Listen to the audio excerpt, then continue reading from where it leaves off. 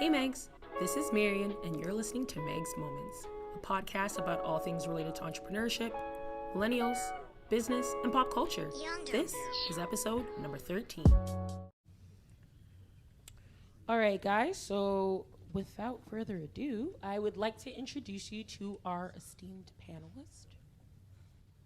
Okay, so to my right, we have Beatrice. Hi, Beatrice. So Beatrice has been a real estate sales representative and mortgage agent for over 6 years, with over 6 years experience in both areas. She's worked with reputable real estate and mortgage agencies such as RE/MAX, Century 21, IL Finance, Centum, Dominion Lending Centers, and you can always expect 100% transparency, no horror stories, and nasty surprises when working with Beatrice. Next, we have another panelist. Her name is Abigail Adu. She's actually part of our planning committee here as well on the Greater Works team. She is currently an entrepreneur running a company called Beauty and Brushes. Okay, she's got some fans in the crowd. And so it's essentially a digital platform providing access to beauticians, correct? Yes, you can go into it a little bit better. It's a beauty company. Right now we're currently developing a mobile application that's going to connect women of color to Black hairstylists, makeup artists, and beauty influencers. We also run our own hair company as well. So basically we're just about empowering Black women and making sure that our voice is being heard in the beauty industry, essentially. That's awesome. So next we have Michael Yat. Did I say your last name correct? Yes. So Michael is a real estate investor and agent with Dreammaker Inc., who specializes in new construction sales in the GTA. Over the past decade, he and his team have built solid relationships with key developers and their partners, allowing them to get the best access into some of the most sought-after development projects in the city. Currently, the team has completed 3 development projects of their own, with another 10 plus to be launched over the next 24 months. You guys are busy. Very busy. Okay, next we have Eunice Case. So Eunice will be graduating from the University of Toronto's Monk School of Global Affairs and Public Policy with her Master's of Public Policy. It's a pretty big deal. Congratulations. Let's give her a round of applause. Okay, so Eunice currently holds a Bachelor of Arts degree in Business and Society, a professional certificate in Public Administration and Law, as well as a liberal arts diploma. At the Monk School, Eunice co-founded the Indigenous Affairs Student Initiative and has spent over 5 years working with several municipalities, including York Region, City of Toronto, City of Vaughan, as well as with the province of Ontario. And last but certainly not least, we are joined by Michael Boateng. So Michael has always been an ambitious young man, and after high school decided to attend George Brown to pursue IT. And whilst he was there, he was also working as a bank teller. He has now been able to work his way up as a financial advisor at TD Bank. All right, guys, so our wonderful panelists. Awesome. So just to get us started, as you guys know, our theme for today is one thing. So we're gonna do a quick series of questions where I ask you what is the one thing, and just give us your answers. All right. Well, before we get into that, actually, so what did you guys want to be growing up?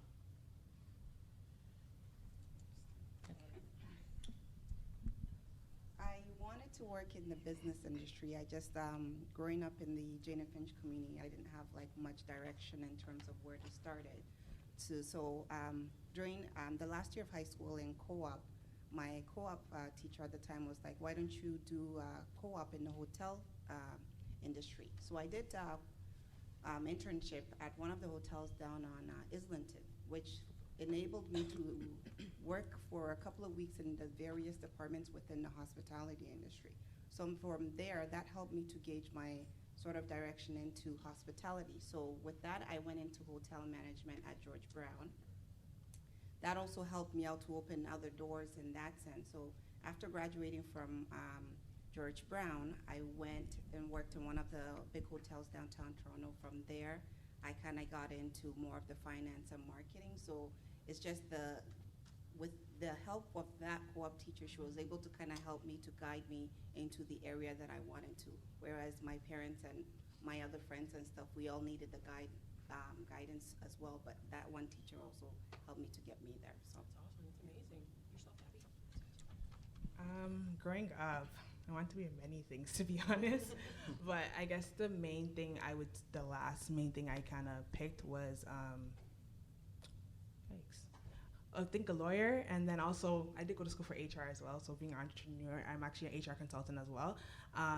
I didn't really want to do that, but I kind of wanted to do something in the business field. I always kind of grew up around entrepreneurship. My mom's also an entrepreneur herself. So I kind of think that this has always been innate in me, and I always knew that some way, somehow, I'll end up being a business owner one day. So, yeah. For myself, growing up, I wanted to be a professional soccer player. So that was my goal. But I actually worked it as well. So between 14 to 24, I played 7 times a week. I played with different clubs across the GTA as well. We traveled to Europe about maybe 4 different times across Italy, Spain, trying to get guys signed. And by the time I was about 18, I'm 35 years old now. Actually, it was my birthday on Thursday, so I'm 35. Thank you. So by the time I was 18, I got 3 scholarships in the States. I was there for a semester, and I came back to U of T, and I played soccer at St. George over at Varsity Stadium. And then by the time I was 24, I had to make a decision whether to continue on or to maybe follow a career. And I wasn't bold enough, so I chose a career. All right, so growing up, I always determined to become a lawyer. There's many reasons for that. I don't want to go into it in too much depth, but as I was progressing through the education system, I realized that there was a lot of things that are lacking. So for example, I didn't understand why I was always hearing and seeing so many Black people or Indigenous people overrepresented in the criminal justice system. So I thought to myself, there must be something wrong institutionally, or there must be something wrong with the rules that are at play. And so that is what kind of geared me towards the public administration and the public policy side, because that education allows you to be able to change those rules slowly but surely. And so I always said to myself, I still want to become a lawyer, but I want to understand the rules that are at play. How do I uproot those rules that are systemically discriminating against people that look like me in order for me to then be able to represent my clients as best as I can? And very oddly, I also wanted to become a fashion designer, so I was trying to find a way to mesh the two. And my parents have always been so supportive. Anything that my sister and I wanted to do, they put 110% into it. They put me into a private fashion design school, and then I said, you know what, I'll just figure out how to sew myself. So I learned on my own, and so I found a way to kind of balance out my education, my career aspirations, as well as my personal interests. And for me, when I first, growing up, I don't know if many of you, though, who know me, kind of, what was really important to me growing up, I really wanted to be a track star. So that was really, really important to me. I really wanted to run track, and that was all that I thought about for a long time up until I got to college. I ran for a track club called Flying Angels. I don't know if any of you heard of it at York University. And then it didn't end up working out. And then, thankfully, by God's grace, other opportunities kind of panned out. But that's what I wanted to do originally. Yeah. So thank you guys for sharing. I just realized that I didn't really introduce myself to you guys, so I'll do that now. So my name is Marian. I actually currently work in sports marketing for a nonprofit sport organization called Ringette Ontario. I'm not sure if any of you guys have ever heard of the sport, but it's basically like hockey. And then on my spare time, I actually run what I love to call my passion project, MAGS, where we help young entrepreneurs start and sustain their own businesses through branding, marketing, digital marketing stuff. So when I was growing up, I wanted to be, I guess similar to you guys, I wanted to be a basketball player. And then I quickly realized that I didn't have the genes for it. So I figured, if you're not gonna play, what else can you do? And so yeah, just decided to pursue sport in terms, like from a policy perspective. So did an undergrad in political science, and then eventually did a master's in sport management. And so now I'm working in that field. So awesome, okay, cool. So guys, what is one thing you wish the audience knew about your specific fields? Michael, let's start with you. In my specific field, one thing that I want the audience to know is how to, because I'm in banking, so I would say how to use the banking system to your advantage. Because a lot of our clients, they think, they have the idea, they feel like the bank is taking advantage of them. And in some ways that's the case, but also once you get the knowledge, you'll be able to use a lot of the banking systems and the products and the investments to your advantage and then come out on top. They just don't outright say it to you when you're looking for products because they want to sell politics, right? But so that's what I want them to know about me. Yeah. Thank you. I think everyone should know that public policy is actually cool. Like, I don't think a lot of people know anything about it. Growing up, I had no idea what it was. I never saw myself ever doing anything that has to do with public policy or politics. I always said, that's not for me. I don't really care about politics. It's just a bunch of lying. But when you actually put your foot into it and you actually get an understanding of the influence that you can actually have by voicing your opinion, providing your ideas to governments and organizations that are making decisions that affect all of our lives, which we don't really realize, because policy is controlling all of the things that we're allowed to do and not allowed to do in this world. And so the one thing I would say is that as Black people, we should really feel empowered that we're important and our voices matter in these decisions that are being made. If the government is making decisions without our voices, then how are we going to ensure that it's working to our benefit, right? So I would hope that from here on out that we have a better understanding of what public policy is and that we use our voices to influence that change. Is anybody in here looking to get into real estate as a potential career? Oh, okay, perfect. Okay, so I can just be honest then. Probably a couple of things to let people know. The first is, in my industry, technology is coming. So I'm a real estate investor first, but I'm also a licensed agent as well. So just like any space and any industry, eventually people look for better efficiency and lower costs. And so even though, a lot of people have made a tremendous amount of money over the last 5 to 10 years, and it's encouraged a lot of people to go into the real estate career, technology is coming and it's going to really drastically shift the industry, just how Uber did for the taxi industry, just how Airbnb did for the hotel industry.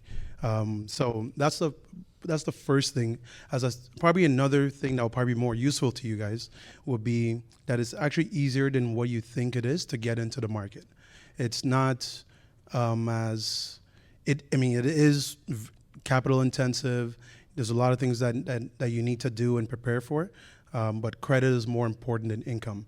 And if you can keep that in mind, that credit will always advance you, because at the end of the day, if you buy a $500,000 house, you're only putting 5% down, and the other 95% you're getting on credit. Does that make sense? Yeah. So credit is way more important than income. That's probably something that I can give to you guys that will be a great tidbit. I guess I would say that the Black beauty industry is very underestimated, and I feel like, especially Black women, we don't know the power that we have in this industry.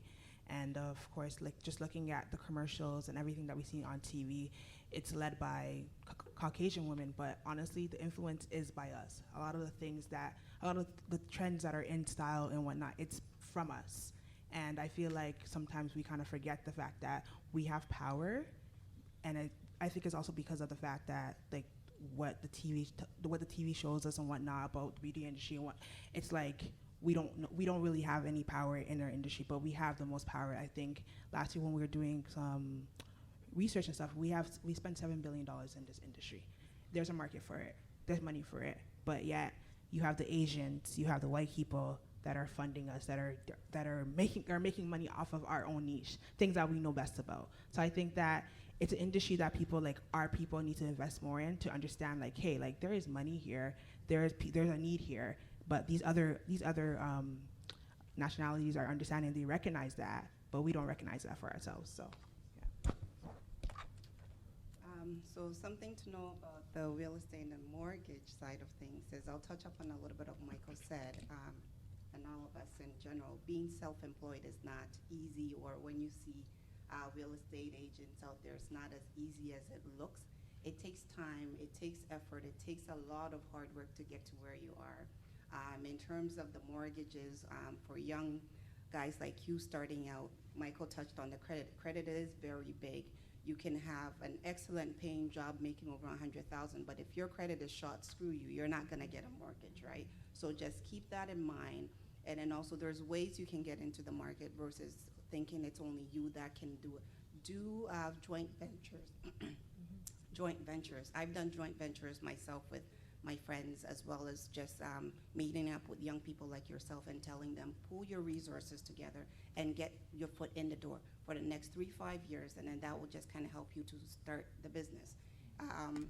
Again, it's the credit. The job comes next. If you're gonna get into the industry, get somebody, a mortgage agent or a real estate agent who has a team that can work with you to help you out to see, okay, Marion, this is all your finances, these are the issues, or these are some of the things we can work on so that we can get you to accomplish that or whatever not. But it's, in our line of work, it's not easy. Just make sure if you're gonna jump in, you're ready and you're gonna fight to stay in it. Awesome, thank you so much. And there is one thing that I'd like to add to that as well from an entrepreneurial standpoint. So a lot of us are millennials here, we're young, we're super into social and digital spaces, and I think sometimes social media can convince you that entrepreneurship is a cakewalk, and it is not. So that's the one thing that I would like you guys to know about entrepreneurship. It's gonna take a lot of guts, it's gonna take a lot of work, it's gonna take a lot of sleepless nights, but at the end of the day, it's worth it, and I think entrepreneurship really tests how bad you really want to pursue whatever project or venue you're really pursuing, and how much you're willing to put into that particular investment. So, yeah.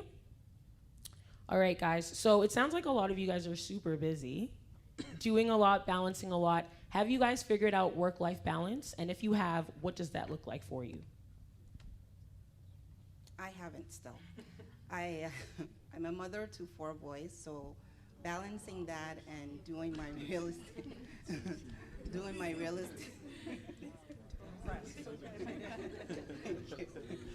doing the real estate and mortgage, it can be overwhelming at times, but I have a partner who's very helpful, and I've got my mom to help me out balance the boys, but there's days where everything is on point. Like this morning, I was a little bit late because just there was chaos this morning with breakfast, but there's days where things run smoothly and everything's on point, but there's times where it doesn't. So I just kind of go with the flow and just go and try to keep up as I'm going.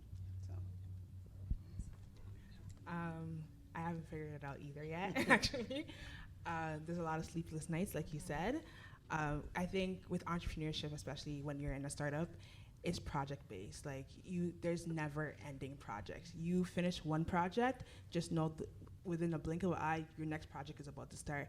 But what I'm starting to realize a bit more, I think I need to do this more though, is like taking time to get away and just to kind of breathe and figure out what you're doing. I've recently tried doing like getaways by myself and taking myself out for dinner, taking myself out for just away from my phone and life and social media and everything that has to do with work, put it to the side, because like she said, entrepreneurship is 24/7. My business never stops. But I think sometimes you need to be able to pause and say, like, you know what? If I don't stop, this is gonna stop. I'm gonna be forced to stop because you're gonna crash. So yeah. That's a tough question. I don't really believe in work-life balance in the sense that when you want to penetrate something, whatever your goals are and whatever your dreams are, you have to go all in on it. And until you crack the code of whatever it is you're trying to achieve, then you can now start focusing on work-life balance. But in the beginning, I mean, when I wanted to play soccer, I played soccer twice a day. When I became an entrepreneur, all I did was entrepreneurship. I sacrificed relationships, but now my fiance, she knows to put stuff on my calendar. So she'll go on my calendar, and if she needs time, and she'll book it off. So she'll book it off and she'll schedule it in so I see it. So now I can have a little bit more of a balance, but in the beginning, I think you really got to just go all in if you really want to have a high level of success in whatever it is that you want to do. Thank you. I think work-life balance just looks different for everyone. And I think a lot of people that I speak to assume that I have it all figured out, but I really don't. My problem is that I don't know how to say no, and I share this a lot. So whenever somebody asks me to do something for them, whether it's looking over your resume or writing a cover letter or going to a speaking engagement or working on another project, I don't know how to say no. So the one thing that I would share with everybody is learn that. I mean, it's comes easier for some of us than it does for others. For me, the reason why it's so hard for me to say no is because if I see that somebody's passionate about something or they require some sort of assistance, I don't want to keep them in the dark, or I don't want to say no and then they're not able to get that help in order to pursue their own goals. And so I think that I overburden myself sometimes with, the goals of other people, but I also think that's part of one of my strengths. And I went to a conference just in April. Oh wow, the time flying by. But at Harvard, and I was just looking up for the quote on my phone. But the speaker was saying that the reality of Black people in the U.S. and in Canada is that we're always burnt out and we don't know how to stop. And we're so used to always working. We look at our immigrant parents; they're always working in order to make ends meet, and so that we're able to pursue our own goals. But like Abigail's saying and everybody else is sharing here on the panel, we have to learn how to slow down. Work-life balance, I don't even know if that's a real thing, but you can balance things out based on where you see your goals, where you see yourself in the next year or 5 years. And just something that I want to share briefly too is something that I mentioned earlier for one of our other programs at church, is you as Christians, we really need to take a step back and we really need to put things into the hands of God. So I know sometimes when you say, you have to pray about everything, it may seem like a cliche, but it's really not. You have to understand what your purpose is. What are you meant to do on this earth? What is your life project that you're supposed to achieve here? And then you can align all your other activities and everything else that you're doing in order to meet that goal. But slow down. We need to learn to slow down. And I had to teach myself that too. 100%. Yeah, 100%. And just to add on to what Eunice said and everybody else on the panel, for me, how I sort of navigated work-life balance, I've used a principle. You guys can sort of try it out. Early on in my career, if anybody has iPhone, I don't know if anybody's team iPhone here, but I use the Reminders app, and I have certain things on my that I want to get done during my day, whether it's gym, reading a book for a certain period of the day, again, exercising, eating healthy, doing these little things, so that at the end of my day, I cleared everything and I had a full day that didn't just consist of just work. 9 to 5, go home, and that's it. So you guys can try it out. You just add it on the app, whatever you want to do during that day that you feel like if you do these things for a year, you will level up. After the end of 1 year, you'll feel like, okay, I'm healthier, I'm smarter, I'm more disciplined. Obviously, I have to go to my job, so if I've been working well, I've advanced at that. So this is one of the things that I did alongside what Mike said, setting things on my calendar, trying to be organized with my calendar, with any type of events. If I was hanging out with a friend, I'd say, "Hey man, send me a calendar invite," because it's easy to forget. And when you have things like a calendar invite and reminders and things on your phone, it allows you to integrate work into your personal and social life and relationships, if you're seeing whatever it is, so that it could be more fluid and you don't feel like you're putting all of your life into your job or career. So I think the main takeaway of all of this is basically everybody has to figure out their own work-life balance. I think for me, the one thing that I've been trying to, figure out is what does the work-life balance need to be a weekly thing for me, more like maybe a monthly thing? So for me, it's more so experiences. So maybe I'm working, but that means in a month or two, I'm gonna take a trip, whether it be like somewhere short or like a week-long trip. I'm making sure that I'm investing in experiences so that despite how hard I'm working, when I'm able to go on vacation and take a trip, I can kind of take a breather and be by myself and enjoy life that way. All right, guys, so we're just gonna get into some more, industry-specific questions. So, Michael Boateng, RRSP, TFSA, or both? That's a good question. You can give us a quick overview of So, yeah, before I tell you what to get, I'll give everybody just a minute. If you could open up any app or notes app, just so you could take some notes, because this is important. But okay, so before we figure out, I get this question all the time. Before you figure out whether you should invest in RRSP or TFSA or RESP, you just need to know how it works. So I'm just going to try to give a quick overview on how each of them work. So these are called registered investments, okay? RSP, TFSA, and RSP are registered investments. Okay, and yeah. So the registered investments, and the reason why they're called registered investments is because they are tax tax beneficial investments that give you certain tax benefits. Each investment, whether it's the RSP, the TFSA, or the RESP, each of them have different tax benefits in them. So if you want to figure out which one you should get, you have to figure out what kind of tax benefits works right for you. Okay. Now, really quickly, for the TFSA, you don't pay tax on the growth of whatever you have invested. The biggest misconception between these registered investments is that you only have cash in them. You can only put in just cash. That's the biggest misconception, and it's what hurts a lot of people and doesn't allow them to have savings or to have anything in their retirement. What you want to do is you want to make sure that you have actual investments, whether it's stocks, bonds, mutual funds, exchange trade funds, inside of the registered investments, right? Inside of the TFSA, inside of the RSP, or inside of the RESP, to take advantage of those tax benefits, whether it's tax deferred growth or in the TFSA, it's tax-free growth.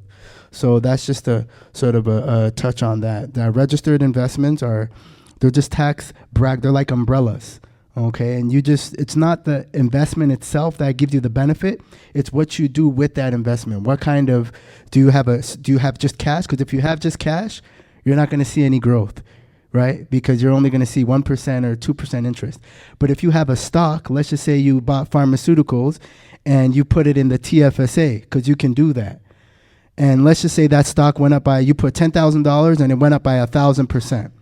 Look, you just made like what, 100 grand, and that all that growth that you made is tax free. Okay, so you don't pay tax, you don't receive a T5 at the end of the year. But when you put just cash inside of these investments, inside the TFSA or the RSP or the RESP, you don't get any growth, but you utilize the benefits that the government allows you to have.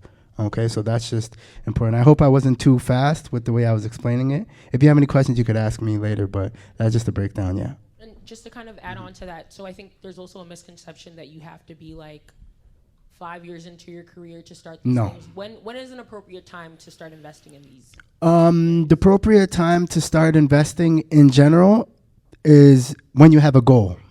So the first step, I always tell my clients, the first step is to find out what your goal is, what your short-term or long-term goal is. For example, if you want to buy a house in 5 years, then the goal is to buy a house in 5 years. You know what that is, and that's what you're sticking to. Then after you figure out what your goal is, the second thing that you need to figure out is, with my job and with my expenses, how much money can I afford to put aside every 2 weeks or every month towards my goal? Okay, so the first thing is you need to figure out what your goal is. Second thing you need to figure out is how much can I afford to put aside every 2 weeks or every month, every time I get paid, towards my goal. Once you figure out these three things, now you figure out the timing, you figure out what you're saving for, and you figure out how much you can afford to save. Then you can visit the bank, and they will tell you what kind of investments you should have according to that goal. They're going to look at the time frame. They're going to look at what they call time horizon, and they're going to put you in a suitable investment that will give you a certain level of growth within that time frame that will then be inside of the TFSA or the RSP or the RESP, right? Awesome, thank you so much. Yeah, no problem. So this next question is for the individuals that work in the real estate area. So I hear a lot of rumors that millennials and young people will basically never be able to afford homes. We're gonna have to live with our moms and dads forever, you know, which is not exciting. Or we're gonna be having to rent forever. I want you guys to help us potentially debunk these myths? Or if not, like, what are our options as young people who want to invest in real estate or start owning our own homes or apartments or condos? What are our options? And can we afford them? Okay. So I do both real estate and mortgage, so I'll leave the real estate for Michael to answer the question. So for millennials right now, you can get in the market with 5% down. Whether that 5%, I'll use a round figure of 400,000. So 5% on 400,000 is 20,000. Then you've got your closing cost, which is about 2% of the purchase price. So 20,000 and let's say another 10,000. Altogether 30,000. You can get your foot in the door with 30,000. Just strategize as to how you're going to save that money. That money can come from several sources. It can come from an RSP, borrowing from an RSP, which Michael, you can talk to Michael about. You tap into borrowing against your RSP for future. You'll be making monthly payments on top of that. Or mom and dad have money on the side and they want to gift it to you. Or you set up a budget. I've worked with clients for like over 2 years just so that they can save to kind of buy the first house or just do that sort of a thing. Once you buy the house, you can either A, rent it out, or move in and do whatever it is you please. But anything right now, like there's the introduction of the stress test, which came in effect in 2017 when the market was overheated.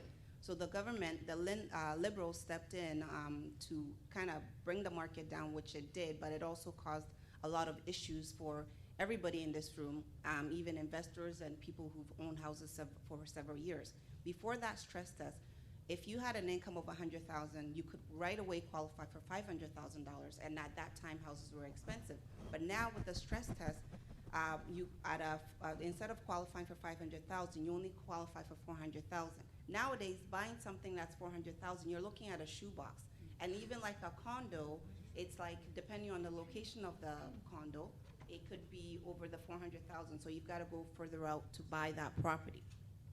So with that being said, just the stress test, what it actually is, the number is, the government is doing it that in case interest rates ever go beyond 5%, it has, and some mortgages, or I've got clients whose mortgages are in the 5%, but it's a qualifying rate of 5.34. What that does is, in case, if the government ever gets the interest rate up to that 5.34, you've already been pre-qualified that you can afford your mortgage at that 5.34. That doesn't mean right now that your mortgage is going to be at the 5.34. You have another rate that you're going to be paying the mortgage on that. So you qualify at 5.34, but your actual mortgage on whatever your mortgage balance is, let's say 2.99, with a monthly payment of say 2,300 or something like that. But the 5.34, the stress test rate was just implemented to cool the market, and also people were just assuming debt that would have crippled the market and kind of put us into something like what the U.S. experienced a few years back. So, yeah. That's a very good question. And to just tag along on the shoebox comment, about 2016, I had a friend that was considering getting into the market, but she was nervous. There's a lot of conversations about the market that people don't really know how to decipher what's true and what's not true. So I had a friend and I told her, you need to buy a shoebox downtown Toronto versus going to buy a house in Kitchener, Ontario. Those were the options she was looking at. And the shoebox was about 390 square feet, which is a shoebox, right?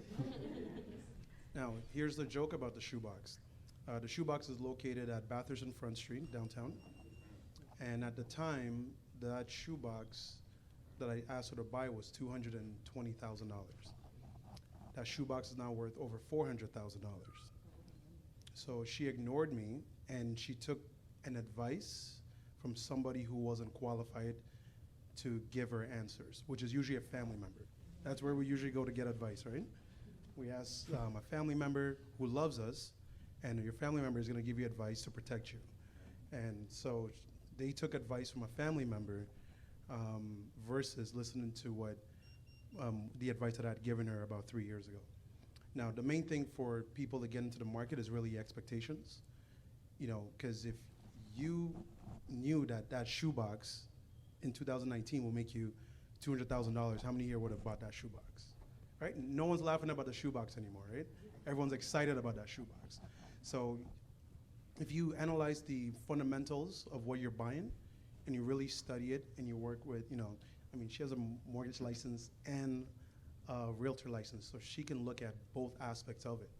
So if you're working with an expert that can give you the fundamentals of what you're buying and understand, how to go in and out and what your exit strategy could potentially look like, you can definitely get into the market. Getting creative, I believe that was already said today, to partner up with individuals. I just put 6 people on title for one house. So again, because the qualifications are harder, income is challenging, yada, yada, yada. But I just put 6 people on title for one property. And that property, this was maybe 6 months ago, that property is already up about 50,000. So even if they dissolve the partnership, everybody will still walk away with a little bit of gain in a very short period of time. I'd like to add to the mortgage comments as well and the real estate comments. So another part of the big misconception that I have at the bank is, how do I qualify for a mortgage? So again, if you guys could take out your notes app and you could just write this really quick principle down, because I also do mortgages as well as a financial advisor. In order to know how much you can qualify for a mortgage, you take your gross annual income, that's before tax, your gross annual income, and multiply it by 5. Okay? That's basically the sort of a regular guideline that we usually tell clients to know if they can buy a house or not. So in order to know how much you can qualify for a property, you take your gross annual income and multiply it by 5. Now let's just say you and your best friend are really ambitious, and you guys are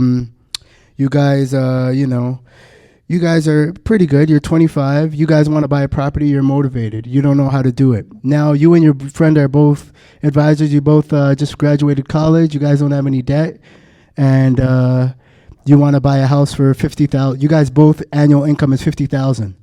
So you might think, oh man, $50,000, I can't afford to buy a house, but you can do it with your friend.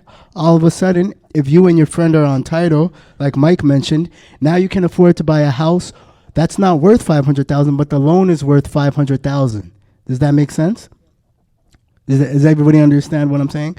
So it might not be able, when you watch the news, they might say you won't be able to qualify, but you just have to, again, have the knowledge and know exactly how things work and know exactly what it takes to get qualified. You can ask Beatrice for that kind of knowledge, and then you'll be able to work around it. And there's ways in which you can go around and still build wealth. So sorry, I just wanted to add to that. No worries. That was a great response. Thank you so much. So Eunice, this question is for you.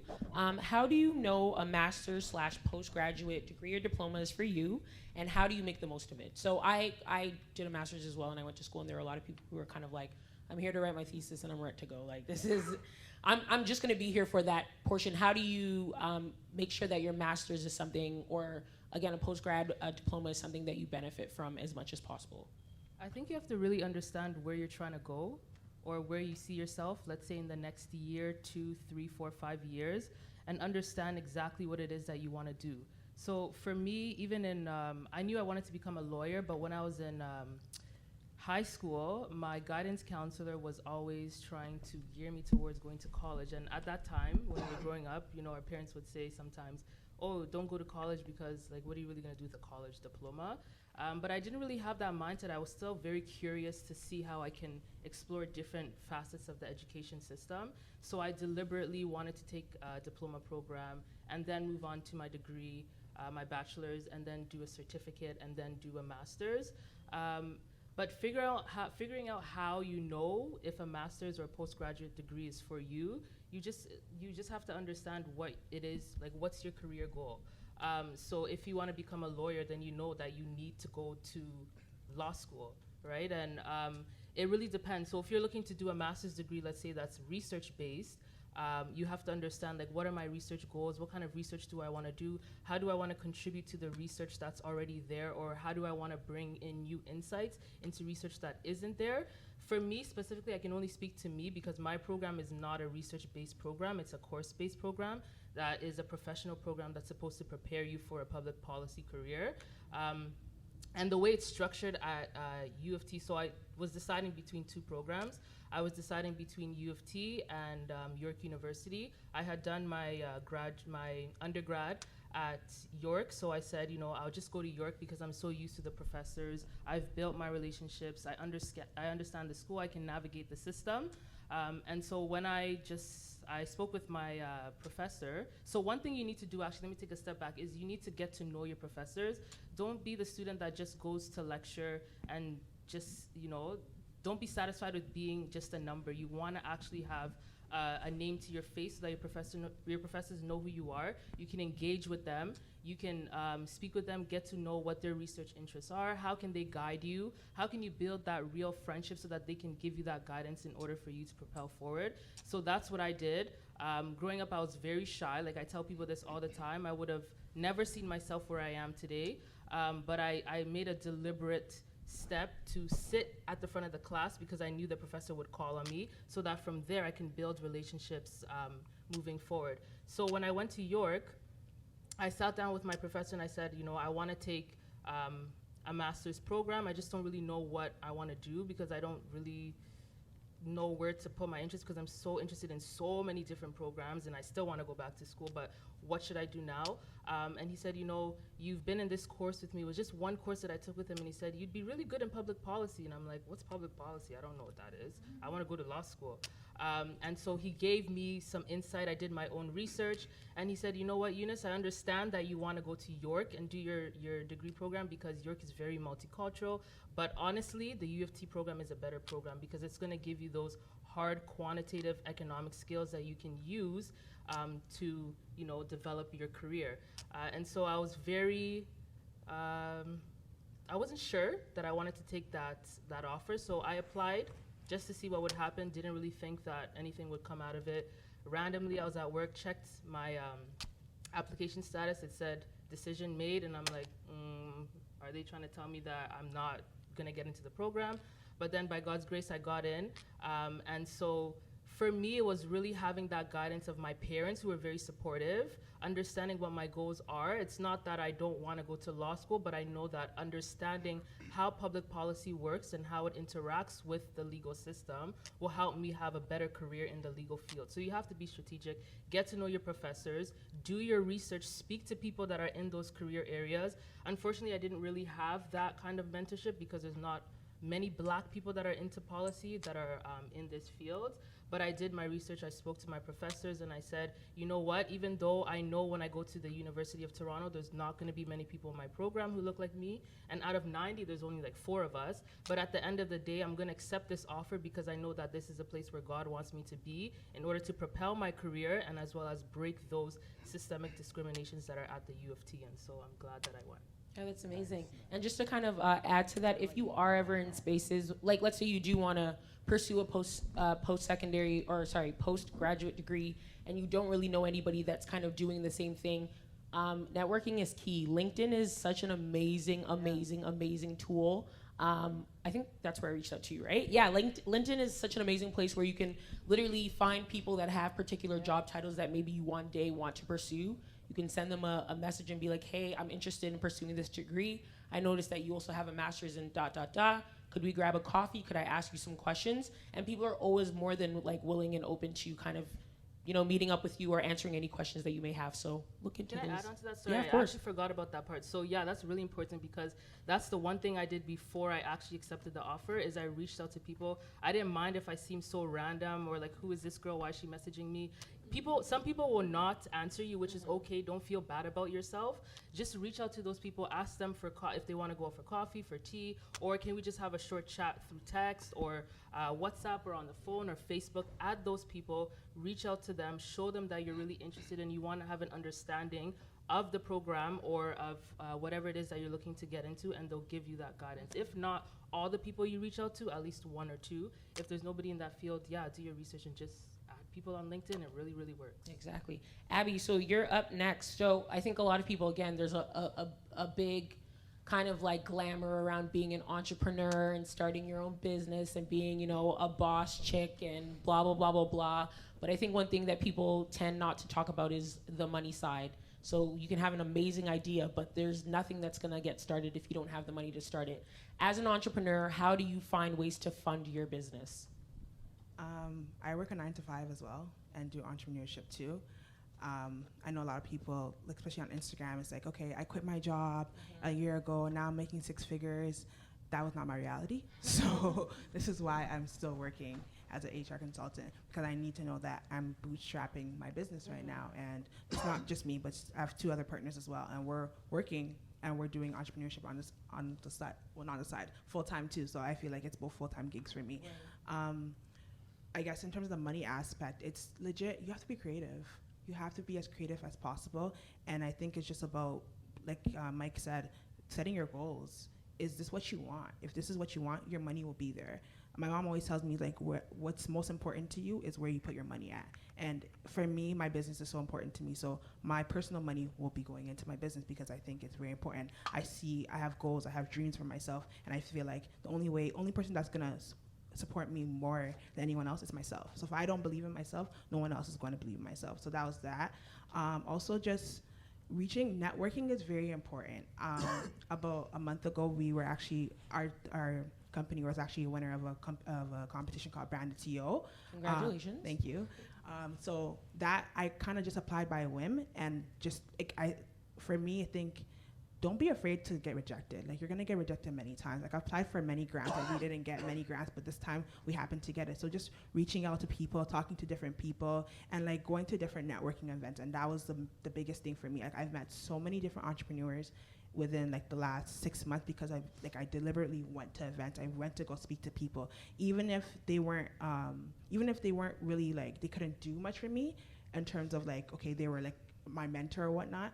I felt like even peer-to-peer networking, because this person may know somebody that I can connect to that can kind of help me up going forward. So that was that piece for me. And like just being smart with your own money, understanding your priorities, understanding where you want to go, what your goals are for your business, and be realistic about yourself. Like, it looks all great on social media and stuff like that, but at the same time, understand that starting a business is not cheap. It is not simple, it's not easy, it's a lot of work, it's a lot of money, it's a lot of time to be put into it. But if you're dedicated and this is what you want to do, you really believe in yourself, then just go for it. And just to add to that, just some other practical ways in terms of funding.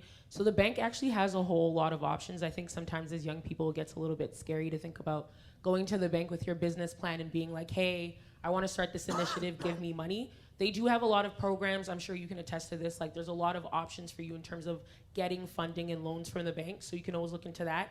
Another big thing that I've been seeing, especially with millennials, is crowdsourcing. So when people ever need like to raise funds for something, there's always a GoFundMe. There's a lot of crowdsourcing platforms where if you're starting an initiative and you let potential clients and consumers know what your business is about, as well as what you guys will be pursuing, there's a lot of ways to kind of get money that way. And then investors, just kind of pitching your idea to people and getting them to invest in your business. Those are some other practical ways to get some funding for your business. Sorry, So we're just to add to yeah, that, no, I'm go so ahead. sorry. Like you said, Kickstarters and crowdfunding, really, really important. We also did that as well. But also, the banks, I'm not too sure about that in terms of them giving you a loan, because I kind of been through that, but it wasn't too positive. But maybe you can tell me differently. But also, there's something called what is it, BDC? I think so they're really helpful in terms of helping you get your money up. I know that there's one program that we're actually going through now. It's called Women Entrepreneur Fund or something like that, and they're actually about doing your business plan first and whatnot, just applying, and it's kind of easy to kind of get funding through that way. And interest rates are not that bad, to be honest, and they're kind of more understanding in terms of repayment plans and stuff. So that's just something that The government is good too, though, right? it's hard to find though, unless Yes. you know people. So But like that was if you have yeah, connections. yeah. If you Yeah, have connections. but as long as you guys know that there are definitely several options and avenues. So look into one, like we were talking about, even with networking. You get turned down one place, you try your options. Like, to be an entrepreneur, to be a successful person in general, you have to constantly keep knocking on doors. You may get rejected from a few, but keep trying. There's always options, right? Okay, awesome. So we're coming towards the end of this panel, but we do have an audience question. Again, if you guys do have any questions, please be sure to send them to us via social media at Pensa Canada on Instagram or Twitter, and we'll be able to get those answered for you. So this is, again, a real estate question. So my parents have property. They've managed to pay down most of the mortgage.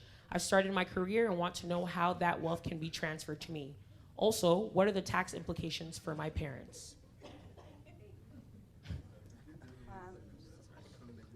So in regards to that, there's no tax implications if they've been living, it's been their primary home. The only, if there's, there can be tax implications if it's been an investment property and they're selling it, and there's capital gains and all of those sort of things. In terms of what are the benefits for that individual, for parents, this is where I was saying where your resources are gonna come from for your down payment. Your parents can do a home equity takeout from that house and give you some money for you to buy your first home, and this can also be a joint family venture to help you to get into the market too and go from there. But there's no implications for them since it's their primary residence. And then for you, this is a stepping stone for you to get into the market. And then in terms of the real estate, it's a location, like Michael touched on, Bathurst and Spadina versus Kitchener, Ontario. The further out you go in the cities, it's cheaper, but in terms of value, it's less. So I'll give you one example where I had friends, we bought a house at the same time. We bought in Vaughan, they bought in Shelburne, Ontario, which is about 40 minutes northwest towards Alliston. They're currently trying to move back into the city. Their house, they bought it at the time at I think about 400. We bought ours at like 630. My house right now is at about $1 million. Theirs, they can only sell it for 650, and even that, people are still trying to get discounts off of it. So in order for them to come back into the city, they want to buy an $800,000 house.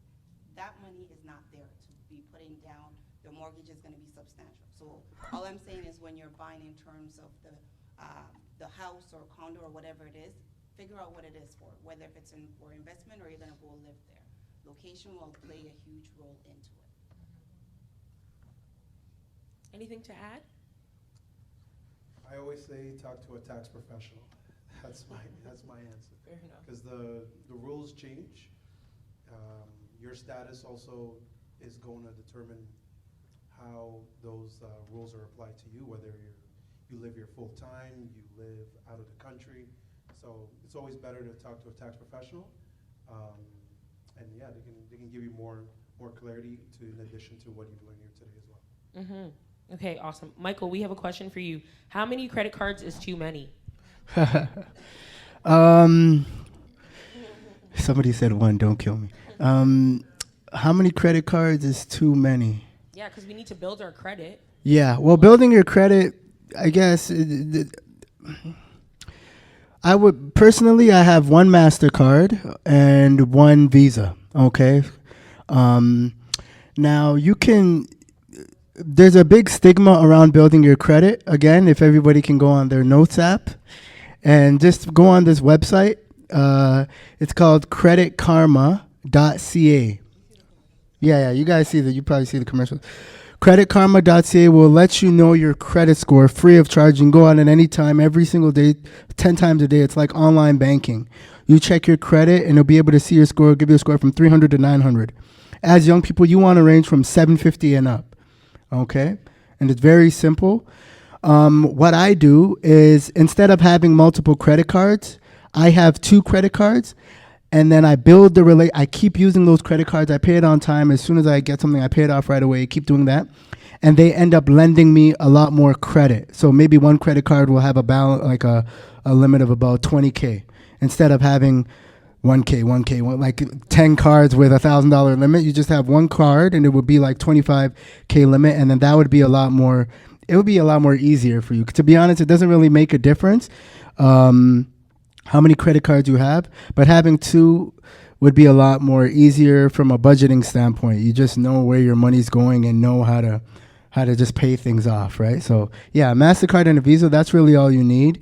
And if you're worried about your credit and How can you increase your credit? Just go on creditkarma.ca. It takes 2 minutes to sign up like Facebook. And then you can they'll be able to tell you your beacon score right away. And you can look at it every day if you don't know where you stand. Yeah. I just wanted to add on to what you said. In terms of the credit card, how many is too many?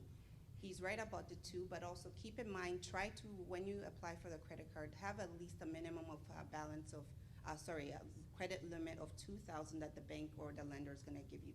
Anything below 2,000 when you're doing the mortgages, the lender wants to see that you're able to pay the credit when you're using it and also has the balance of the 2,000 and up, because they want to make sure they're lending you all these thousands of dollars of money.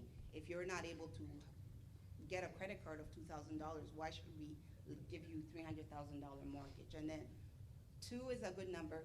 Keep it under 3 and just control yourself. You get excited and you're paying and it overwhelms you and then you just go in the opposite direction. And thank you. And also one more thing I'd like to add, really important. If the bank is offering you more credit, guys, please take it. Don't decline it. Just take it. Don't use it, but take it, because eventually you can leverage. You can use that for any kind of, if you have a property and things happen, right? If you have a property and let's just say you've used all of your money for the down payment and unexpected thing happened like closing costs, now you have a line of credit for $15,000 that you thought you were never going to need, and it saves you. It saves you from potentially not being able to close on the property and losing your security deposit. So whatever you get, whatever the bank offers you, take it. Don't use it, but just have credit utilization. Not credit utilization, sorry, but just have the credit capacity. Like have it there and don't use it. So that's something else that. And if you're kind of worried about the discipline, yeah, then you got to discipline yourself to know not to use it. Just to quickly add to that, in terms of the discipline, try not to use more than 30% of whatever your limit is. So if your limit is $1,000, which means you should be using maximum of 300. The reason is if you use more than that, then you have too much dependency on credit, which is also a negative thing. And that's actually going to create the reverse effect in terms of what you're trying to create. So when you're utilizing your credit card, so if you need to spend $1,000, don't use all of it in your credit card unless it's like do or die. But try to get a credit limit, as Michael said, of up to 3,000, and then that way when you use 1,000, you're still in that 30% range. Okay, that's amazing. So we've got a few more questions. We have a lot of finance, real estate ones. So how does private mortgage lending work, and would you recommend young people get into it as a way to build wealth? Well, first of all, can you guys tell us what private mortgage lending is? Private lending is example for use Marion. She has $100,000 cash, whether it be a line of credit or from her house, and she's going to lend it out to an individual. What happens is I've done my own for clients. I find people who come or ask for private lending, which is also called a second mortgage, are clients who are in a desperate situation. They've been declined by the banks because they've got too much debt. So in that situation, it happens, mortgage agents, whomever else are doing private lending, they take advantage of the situation because the client has nowhere to go.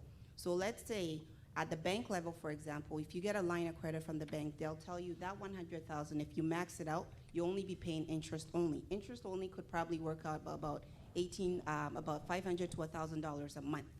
Whereas the private of $100,000, it's my money, I'm lending it to you, so I can tell you, Marion, I'm going to charge you 15% plus all these fees. So by the time that's done, so that $100,000, and also I forgot, in order to do private lending, for example, if you're lending it to somebody, that individual has to have a house. They have to have a house, and there's a lot of documentation that is requested. And if you, an individual, Marion, for example, is going to lend that money, whomever is going to do the deal for you, they have to do their due diligence to make sure that individual is going to be able to make that payment. But what happens is once that money has been issued to that individual, it's registered against their house. So in case of any sale or whatever is going to happen, there's lawyers involved that know that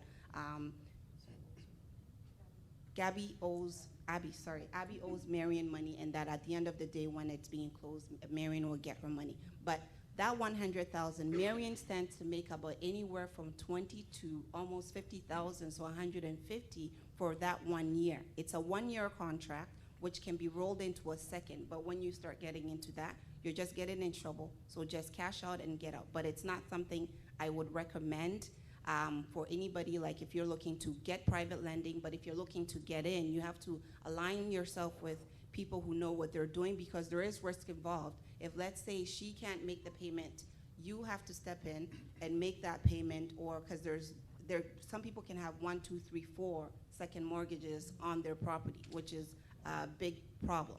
So you just gotta be cautious in getting it. There's money to be made, but there's also a huge amount of risk involved.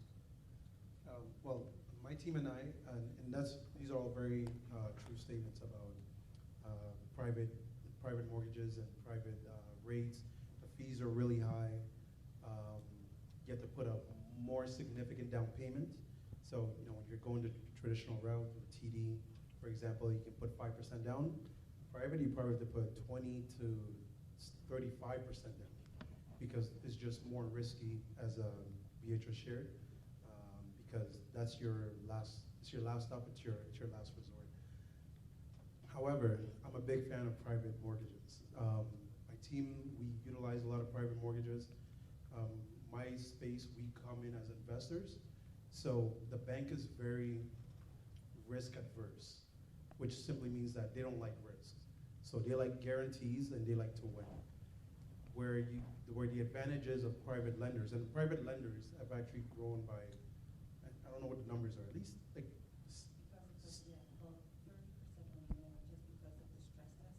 Correct. So because of the stress test, the private industry has skyrocketed. I know individuals in private offices that used to do maybe 7 deals per month. Now they're doing about 100 deals a month. And that's simply because it's harder to get in, so you need another avenue that can help you get into the market. So these are all, it is very expensive. Quick story, I have a cousin that changed jobs in the middle of their closing, not for any particular reason, other than, stuff happened. They bought a new construction, so new construction usually takes about 3 years to build. Life can change drastically in those 3 years. So we had to go the private lending route, and we got a 1-year mortgage, very, very high interest rate, but that was able to allow us to not lose our deposit and not lose the asset. So the private space saved the opportunity for us. It was more expensive, but because the goal was, and the purchase made sense when they bought it 3 years ago, and they were up significantly, quite a bit in terms of equity, it made sense for the lender to get involved, even though it didn't make sense for the bank. It made sense for the private lender to get involved, even though it didn't make sense for the bank to get involved. That's great. So we have 2 more questions, and then we're going to be wrapping up for lunch. This one we've gotten quite a bit. How do you build your credit after you've ruined your credit card? And or kind of leading into the same thing, is it true that canceling credit cards you don't use at all could ruin your credit? So credit card questions. Good question. So the first one was, how do you build your credit after you've ruined it? Well, it depends on how bad you've ruined it, right? If you've ruined your credit, if you filed for bankruptcy, God forbid, but if you filed for bankruptcy, it's going to take you 7 years to even be able to get anything, and even then, the bank may still not lend to you. So, or even there's first bankruptcy, and then there's what's it called? Consumer proposal. Consumer proposal is when you have a lot of debt, and then you work out something with a loan agency, but then it's a big hit on your credit score, pretty much similar to bankruptcy. You want to avoid those at all costs. But if you, let's just say you've missed a few payments on a phone bill, or you had a phone bill, you didn't think Rogers was supposed to pay, you didn't think they deserved $60. Now the bill is $900. Just pay that, right? But in order to tell how bad you've ruined your credit and how well to increase it, the best way is to go to creditkarma.ca and look at your Sorry? Is this sponsored? No.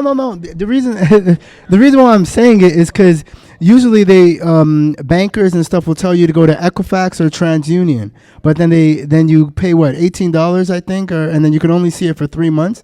This one, it's free and you can see it every day and you don't pay anything, right? And it would actually, you can track it. You can track it. So it'll tell you, okay, if it needs work, or if it's moderate, or if it's very good or excellent. It'll tell you where you stand. So if you know that your credit needs work, it would even tell you a breakdown as to why it needs work, or why it's only moderate and it's not excellent. Maybe it's a student loan that you might have missed a few months, April here and there. That just means it's going to take time. Doesn't mean you have bad credit. It just means you have to continue to make the payments. But it's very hard to tell where you are in your credit if you don't have things like that. You're just going to be like, okay, so in 2015 I missed one payment. I think I have good credit. Nobody really knows. This website helps you kind of break it down. That's why I've been talking about it. Yeah. Okay, awesome. Thank you. Yeah. What you wanted to say? In terms of the credit, how to fix it or when it's been badly damaged, call the consumers, as Michael said, and talk to them and see how you can rectify it. But if it's gotten to the point where you can't even get any credit cards at all, I believe it's Capital One. Oh, really? Capital One. Put your own money on the card, and security. over a certain period of time, you rebuild your credit through that way. So that's something you can try. And then in terms of the credit reports, your banks, I know specifically for sure because I deal with them, RBC and CIBC, you can pull your credit report from there free, however and whenever it is you choose. Credit Karma is free, but then at the same time, when I do mortgages for clients, I still refer them to go to Equifax to pull it because it's not in depth as much as I would like to see. Michael has access because he works for TD, so TD has their own, or they use Equifax, but I still need the credit reports from Equifax to see the detailed report as to what you've done wrong or what needs to be rectified in those areas there. So eventually you'll need it. All right, awesome. And our last question is, if somebody's interested in buying a house to rent, I guess, what is the process? And I've also heard that, like, you have to pay a different type of tax. If you already own a house and you decide to buy a house to rent it, like, I guess, what are you in for? Okay. I guess, so this more sounds like an investment property question. So if you own one property already, you want to pick up a second one, automatically, unless we can prove that it's your primary residence, you're going to have to do 20% down. If it's your primary residence, your first house, it's 5% on the first 500,000, and then 10% on the next, whatever the difference of the 500,000 is. So for your investment property, it will be 20%, and it depends on the lender too. Some lenders will come back once they've kind of looked at everything and tell you, okay, instead of the 20%, we want 25% or 30%. So make sure you've done, or you and your team have established all the issues first before you go out shopping for the house, because once you do put in an offer on a house, you've got, typically it's 5 days for financing and home inspection. There's times where we can request an extension, but depends on the seller's agent and their client as to what it is, whether they'll give that extension. But if you're going to pick up a second property, it's 20% typically, but then it also depends on the lender. They may request for you to put more down. Awesome. Did you want to add something? Just to add to that, I typically encourage purchasers, and I can speak on, my first property was, I never lived in it because it was expensive to live in it, but I qualified to buy. So I used my qualification to purchase the property. This is 2011. I used my qualification to be able to buy, but then I rented it out for significantly more than what I would have been paying in terms of mortgage, property taxes, and maintenance, because it was a condo. So most of my purchasers today, especially if you're young and you live at home, your situation is pretty good. You're either rent-free or like rent, reduction, like significant reduction. So it doesn't make sense for me, and I tell this to a lot of purchasers, first-time buyers, does it make sense to buy a $400,000 condo and start paying $2,000 a month in terms of carrying it and operating it, because you could burn out. I mean, $2,000 is still a lot of money in terms of what you'd be paying per month. So I recommend, if you qualify, credit, income, as we've discussed today, get into the market, but then become an investor. So you can still purchase it with the 5% down, as an end user. and then upon closing, you know, your intention can change, which it's not illegal to do, and then you can now rent it out as an investment property, and now you can have the asset, but not necessarily be burdened in terms of being able to come up with the money. And you know, depending on where you're buying a property, if you're buying it anywhere in the 416, you can typically rent it out in 3 to 7 days usually, because a lot of people can't afford to buy, so a lot of people are renting, and it's pushing the rental prices up quite significantly as well. Awesome. Thank you guys so much. So we've come to the end of our panel discussion. I hope you guys enjoyed the topics and the questions that we had. Before we do go, I'm really big on like social and digital. So if you guys want to plug your businesses or let us know where we can follow you or where we can contact you. We obviously had a lot of questions about credit and real estate. We'll probably have to do another panel sometime. But yeah, if you guys want to let us know where we can follow you or how we can contact you, please go ahead and feel free to do so. Yeah, well, you can follow me on Instagram, Michael Boateng, same as LinkedIn, as well as, yeah. So, and if you have any questions, feel free to send me a DM. Okay, yeah.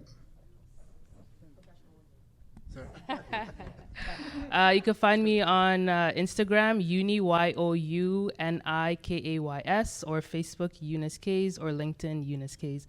Always happy to help. If you need any resume advice or assistance, I'm happy to help at no cost. And you can find me on Instagram. It's probably be the easiest one. At Mike Yat, so very simple, MikeYat.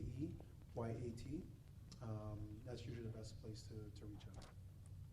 My Instagram is Abby Adu, so ABIIADU, and my business is Beauty and Brushes, so this beauty and the letter N and the word brushes.